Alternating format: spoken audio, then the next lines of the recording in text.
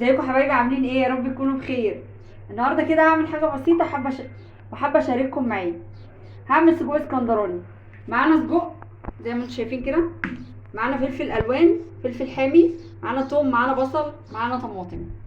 طبعا السجق بتاعنا اول حاجه اعملوها اديله غلوه على النار، يطلع معاكم القطعه كده ايه بقطعتها، عشان ايه ما يفرولش منكم. اديله سلقه بس غلوه واحده واطفوا ايه عليه. اول حاجه هننزل بيها، هنقول بسم الله الرحمن الرحيم. اي حاجه بقى، اي حد زهقان من الاكل وعايزني اشاركه واقول له يعمل ايه يقول لي. ادينا ايه بنستشير بعض. اول حاجه هعملها اقول بسم الله الرحمن الرحيم. ننزل بالبصله بتاعتنا كده. ها، اول حاجه ننزل بالبصل والفلفل والثومه، واخر حاجه نحط ايه السجق. ما نحطش كله مع بعض. والثومه بتاعتنا الجميله اهي، مش قادره اقول لكم بقى على ريحتها، مع شويه بقى الفلفل الرومي دول. عايزه تحط فلفل حامي بس حطي براحتك يا حبايبي.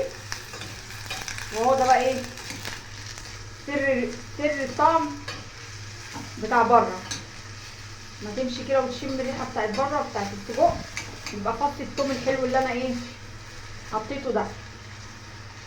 زي ما انتم شايفين كده، هنشوح البصله بالفلفل كده زي ما انتم شايفين الاول. بعد كده هننزل، بعد ما نكمل شويه كده ننزل بالايه بالسجق بتاعنا. اجهزه كده حبايبي وارجع لكم.